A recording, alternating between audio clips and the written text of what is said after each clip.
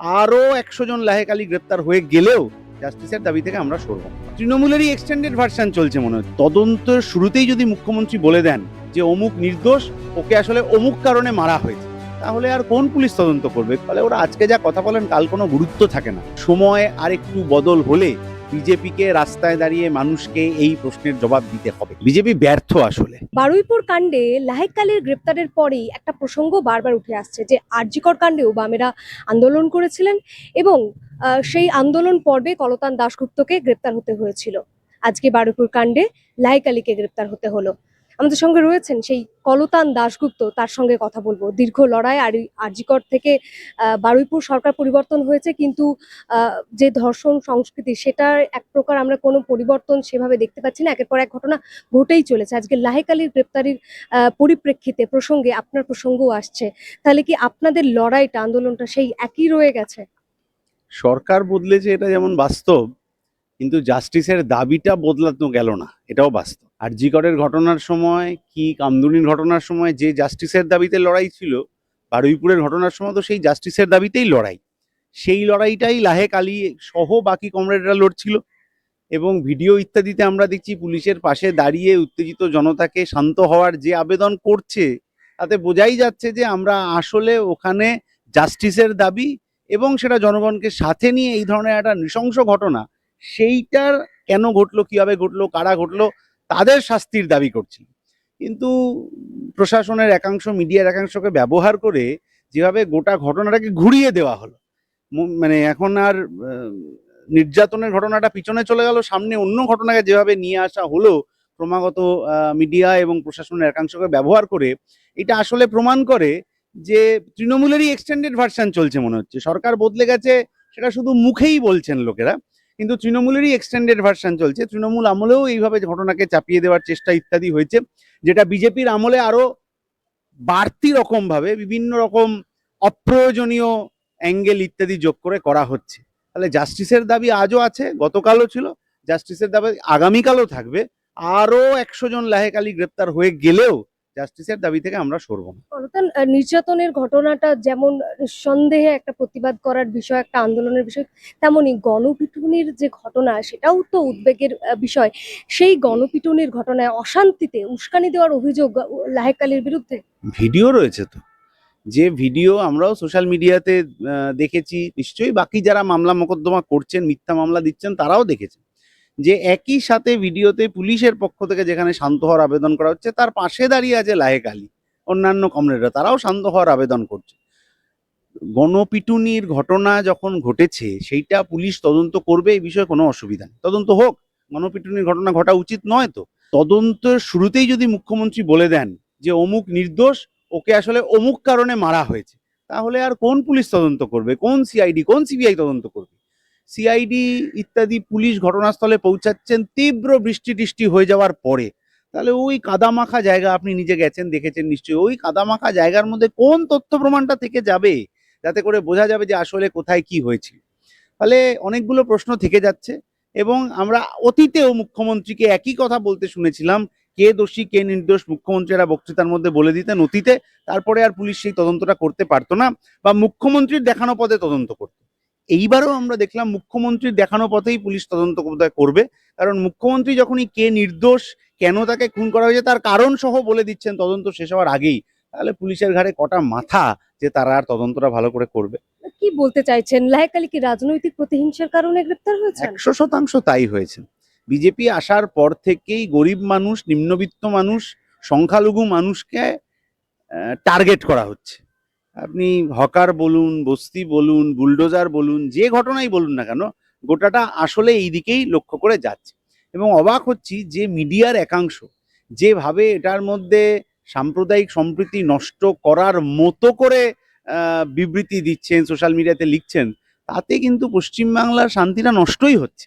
এবং কার্যত সেই রাস্তা ধরেই হচ্ছে যে লাহেক আলীকে এই গ্রেপ্তার ইত্যাদি করা হলো, মিথ্যে মামলায় করা হলো। কারণ লাহেক আলীর নাম কিন্তু যখন ওই ঘটনা ঘটেছে, তারপরে যখন মামলা ইত্যাদি হয়েছে, তাতে কোথাও লাহেকের নাম ছিল।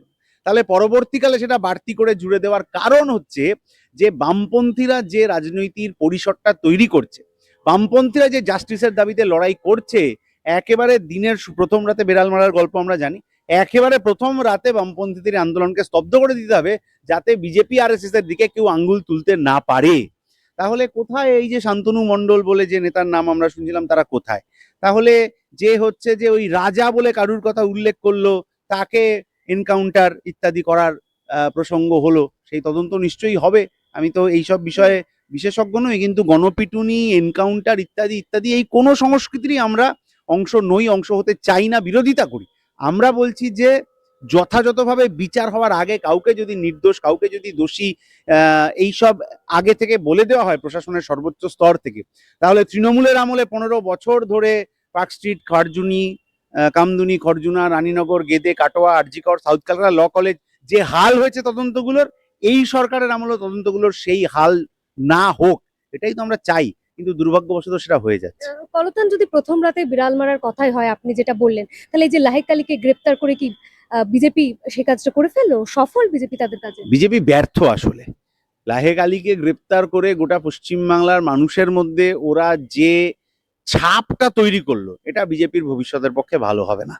যখন হকার উচ্ছেদ হলো, যখন বস্তি উচ্ছেদ হলো, এগুলো সব অবৈধভাবে যখন উচ্ছেদ করা হচ্ছে, এইটা যেমন একটা স্থায়ী ক্ষতস্থান রেখে যাচ্ছে মানুষের মনে, তেমনি এই বারুইপুরের নির্যাতিতার ঘটনাটা, নাবালিকা নির্যাতনের ঘটনাটা, এটা বিজেপি যেভাবে তদন্ত করছে, সেটা কিন্তু মানুষের মনে একটা স্থায়ী ছাপ রেখে যাবে। এইটা আজকে নতুন হয়েছে, সরকার একটা ইয়ের মধ্যে চলছে, কিন্তু ভবিষ্যৎ তো এরকম থাকবে না। তৃণমূলকেও যেমন তার শেষের দিকটায় অতীতের কথাগুলোর জবাবদিহি করতে হয়েছে, বিজেপিকেও ভবিষ্যতে এই কথাগুলোর জন্যে, এই প্রতিহিংসার রাজনীতির জন্যে সাধারণ মানুষের কাছে জবাবদিহি করতে হবে। আচ্ছা, এই বারুইপুর কাণ্ডে বিজেপি নেতা শান্তনু মণ্ডলের নাম উঠে আসছিল, কিন্তু এখন তার ব্যাপারে কিছু জানা যাচ্ছে না, তিনি আদৌ গ্রেপ্তার হয়েছেন কিনা বা প্রশাসন কোনো তার বিরুদ্ধে ভূমিকা নিয়েছে কিনা। স্থানীয়রা তো অভিযোগ তুলছিলেন, কিন্তু বিজেপি নেতারা বলছে এই অভিযোগ আসলে বামেদের, সিপিএম এর কোট আনকোট বলতে গেলে, এবং শান্তনু মণ্ডল কোনো অপরাধ করেননি, তিনি প্রশাসন মেনে কাজ করেছেন আসলে। এটাই আমাদের কথা, যে শান্তনু মণ্ডল কোনো অপরাধ করেননি, এটা যদি আগেই ওখানে বিজেপির নেতা ঘোষণা করে দেন, তাহলে তো কে করেছে আর কে করেননি সেটা আর পুলিশ তদন্ত করতে পারবে না। আমরা বলছি যে শান্তনু মণ্ডলের নাম ওই এলাকার মানুষজন বলেছেন, বিভিন্ন ভিডিও টিডিওতে এলাকার মানুষজন, মহিলারা, তারা ওই নাম বলেছেন। তদন্তের ক্ষেত্রে আমি জানি না এই ফুটেজটা কি করে বাইরে এসেছিল, কোথাও একটা ঘরে বসে সম্ভবত প্রভাস মণ্ডল বা কিছু হচ্ছে যে কথাবার্তা আনন্দ বলছিলেন, সর্দার ছিল। আনন্দ সর্দার ছিলেন, কি করে সেই ফুটেজটা বাইরে এলো সেটাও জানি না, কিন্তু চলে এলো। সেখানেও আমরা এইসব নামটাম ইত্যাদি শুনেছিলাম। তাহলে অন্তত তদন্তের স্বার্থে, দোষী নির্দোষ তো পরের কথা, তদন্তের স্বার্থে তাকে যদি ডেকে দুটো প্রশ্ন জিজ্ঞেস করা হতো, তাহলেও তো বোঝাতো তদন্ত সঠিক পথে চলছে। লাহেককে গ্রেপ্তার করা হয়েছে, গ্রেপ্তার করার আগে যে নোটিশ দিতে হয়, যা নিয়ম মানতে হয়, সেই নিয়ম পুলিশ মানেনি। এই প্রসঙ্গ তো আছে। লাহেক নিজে তার কাছে যখন পুলিশ এসে তিনি বলেছেন যে আপনি আমাকে ওই নোটিশটা দেখাবেন তো, যে যার ভিত্তিতে অ্যারেস্ট করবেন, বলছেন কোঅপারেট করতে হবে, আপনাকে যেতে হবে। এই যে গায়ের জোরে কোনো একটা কাজ করে যাওয়া, এগুলো অতীতের সরকারও করেছে। আর আমরা গোটা দেশে বিজেপিকে গায়ের জোরে কাজ করতে যাওয়া দেখছি, নিজেদের নেতাদের আড়াল করা দেখছি। আজকে কুলদীপ সিং সেঙ্গার, আজকে ওই ব্রিজভূষণ সিং, আজকে ওই যে রাম রহিম ইত্যাদি ইত্যাদি, এরকম লম্বা লিস্ট আছে। তাদের ক্ষেত্রে বিজেপি যা করছে পশ্চিমবাংলায় তো সেটা করছে না। কেন করছে না, এটাই আমাদের প্রশ্ন। মানুষ জানেন, এবং এটা আমি বারংবার করে বলছি। আজ হয়তো এই প্রশ্নের উত্তর ওদের দিতে হবে না, ওরা এ কথায় ঘুরিয়ে দেবেন, কিন্তু ইতিহাস এবং সময় খুবই গুরুত্বপূর্ণ জিনিস। সময় আরেকটু বদল হলে বিজেপিকে রাস্তায় দাঁড়িয়ে মানুষকে এই প্রশ্নের জবাব দিতে হবে। এরই মধ্যে গুন্ডা দমন আইন লাগু হয়ে গিয়েছে। কি মনে হচ্ছে এই আপনারা যে আন্দোলন, রাস্তায় নামেন বিভিন্ন বিষয়ে, আরো বেশি গ্রেপ্তারের সংখ্যা কি বামপন্থী নেতাদের আরো বাড়বে? এই জেল বাড়তে পারে, কিন্তু লড়াইও বাড়বে। জেল বাড়ানোর চেষ্টা বিজেপি নেতারা করতে পারেন, কিন্তু লড়াই কিন্তু বাড়বে। এই যে জননিরাপত্তা নাকি একটা আইন ইত্যাদি আনা হয়েছে, 1 বছর পর্যন্ত কাউকে বিনা বিচারে আটকে রাখার প্রভিশন আছে। ওই 1 বছরের মধ্যে তিনি আইনি সহায়তা পাবেন কিনা সেটা নিয়ে কনফিউশন তৈরি হচ্ছে। বিভিন্ন পত্র পত্রিকা আমি দেখছিলাম যে ওই যে কি একটা বোর্ডের সামনে তাকে হাজির করা হবে, সেখানে তার আইনজীবী থাকতে পারবেন। এইটা তো সরাসরি সংবিধানকে চ্যালেঞ্জ করে দেওয়া হচ্ছে। কোনো একজন মানুষ তিনি অপরাধী কি নিরপরাধ সেটা তো ঠিক হবে, আইনজীবীদের মধ্যে বাক্যালাপ ইত্যাদি হবে, কোর্টের কাছে সমস্ত তথ্য প্রমাণ পড়বে, তারপর তো মহামান্য আদালত ঘোষণা করবে যে তিনি দোষী কি নির্দোষ। তার আগে যদি তার ন্যূনতম যে অধিকার সংবিধান যেটা তাকে দিয়েছে, তার আইনজীবী অ্যাপয়েন্ট করা, তার নিজের আত্মপক্ষ সমর্থন করা, এই সামান্য জিনিসগুলো না থাকে, তাহলে বিপদ হবে। আসলে এইটা বিজেপি সই আবার প্রথম রাতে বেড়াল মারার মতো ঘটনা ওরা যেটা করতে চাইছে, যে প্রথম রাত থেকে এই যে অভয়ার মতো ঘটনা যাতে, সেই প্রতিবাদ যা হয়েছে সেই প্রতিবাদ যাতে আর হতে না পারে, নিয়োগ দুর্নীতির বিরুদ্ধে যা প্রতিবাদ আন্দোলন হয়েছে এই সরকারের আমলে যাতে সেটা হতে না পারে, আগে থেকে ভয় দেখিয়ে রাখার চেষ্টা হচ্ছে। কিন্তু বামপন্থীদেরকে ভয় দেখিয়ে আটকে রাখা যায় না। শুধু বামপন্থী কেন, আপনি গোটা পৃথিবী জুড়ে এই ধরনের যখন কোনো লড়াই আন্দোলন দেখেছেন, শ্রীলঙ্কার ক্ষেত্রে দেখেছেন, আরব বসন্ত দেখেছেন, আরো যা দেখেছেন, এই মুহূর্তে উত্তর ভারত, মধ্য ভারতের শ্রমিকরা যেভাবে মালিক পক্ষের বিরুদ্ধে লড়াই করছেন, ধর্মঘট করছেন, অবস্থান করছেন, মার খাচ্ছেন, জেলে যাচ্ছেন, কিন্তু নিজের অধিকারের দাবিতে লড়ছেন। বিজেপির নেতাদেরও এটা বুঝে যাওয়া উচিত যে এইভাবে সংবিধানকে কার্যত বাইপাস করে এই ধরনের কোনো আইন এনে ওরা প্রতিবাদকে আটকাতে পারবেন না। এই আইনকে সামনে রেখেই লড়াই হবে। তবে এক্ষেত্রে বলতে হয়, মুখ্যমন্ত্রী বলছেন, বিজেপি নেতারাও বলছেন যে এই আইন কিন্তু সাধারণের জন্য লাগু হবে না, এটা আসলে গুন্ডাদের শায়েস্তা করার জন্য, শাহজাহানদের মতো মানুষদের শায়েস্তা করার জন্য। মুখ্যমন্ত্রী যখন বিরোধী দলনেতা ছিলেন তখন তো উনি রান্নার গ্যাসের দামও কমিয়ে দেবেন বলেছিলেন। উনি যখন বিরোধী দলনেতা ছিলেন তখন বলেছিলেন কোথাও বুলডোজার চললে আমি গিয়ে দাঁড়াবো। উনি যখন বিরোধী দলনেতা ছিলেন বলেছিলেন পেট্রোল ডিজেলের দাম কমাতে হবে। তাহলে বিরোধী দলনেতা থাকা অবস্থার সেই কথা আজকে মুখ্যমন্ত্রী তো ভুলে গেছেন, আজকে নতুন কথা বলছেন। আজকে এখানে যা বলেছেন কাল যে ভুলে যাবেন না তার কোনো গ্যারান্টি নেই। অমিত শাহ তো 15 লক্ষ টাকা করে সবার অ্যাকাউন্টে আসবেন বলে বলেছিলেন।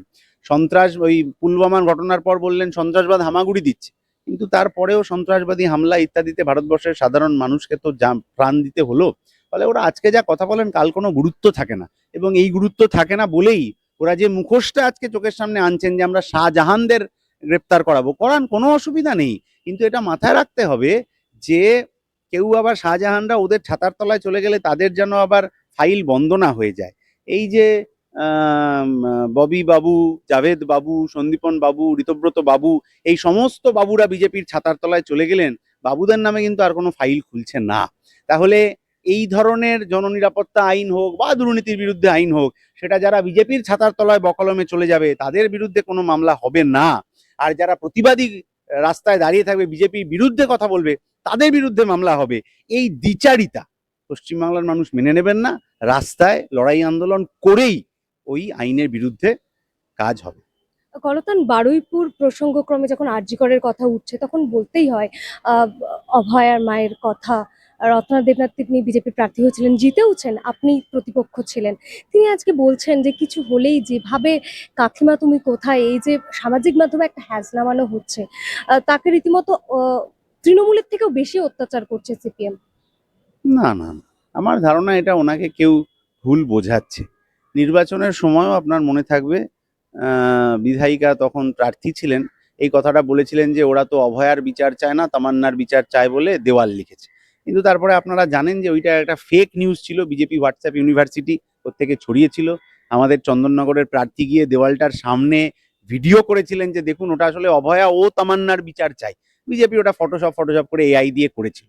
ফলে ওই তখন থেকে এখনো পর্যন্ত ওর চারপাশে যারা সব আছেন তারা ওকে ভুল বোঝাচ্ছেন, এবং খুব স্বাভাবিকভাবেই তারা সিপিআইএম এর নামেই ভুল বোঝাবেন, এটা বাস্তব। সিপিআইএম কখনো এই ধরনের বিলো দ্য বেল্ট আক্রমণ করে না। সিপিআইএম এই ধরনের রুচিহীনতার কাজ কখনোই করে না। এবার বিষয়টা হচ্ছে যে গোটা পশ্চিমবাংলা জুড়ে যা চলছে, সেটা নারী নির্যাতন হতে পারে, সেটা এই জাতপাতের ঘটনার বিরুদ্ধে এইসব হতে পারে, হকার উচ্ছেদের ঘটনা হতে পারে, বারুইপুরের ঘটনা হতে পারে। এই সমস্ত ঘটনা ঘটলেই শাসক কি বলছে এইটা সাধারণ মানুষ জানতে চান। প্রতিটা ঘটনাতেই শাসকের সাধারণ মানুষের কাছে জবাবদিহি করার দায় থেকে যায়, বিরোধীদেরও থেকে যায়। তাহলে বিরোধী পক্ষ হিসেবে আমরা যখন মানুষকে জবাবদিহি করছি যে রাস্তার লড়াইয়ে আমরা আসলে বিরোধী দল হিসেবে নিজেদেরকে চিহ্নিত করতে পারছি, তখন কিন্তু রাজ্যের শাসক আর রাজ্যের ওই বকলমে ছাতার তলায় থাকা যে শাসকের ছাতার তলায় থাকা যে বিরোধী দল, তারা নিজেদের প্রমাণ করতে পারছেন না। ফলে মানুষ তাদের দিকে আঙ্গুল তুলছেন।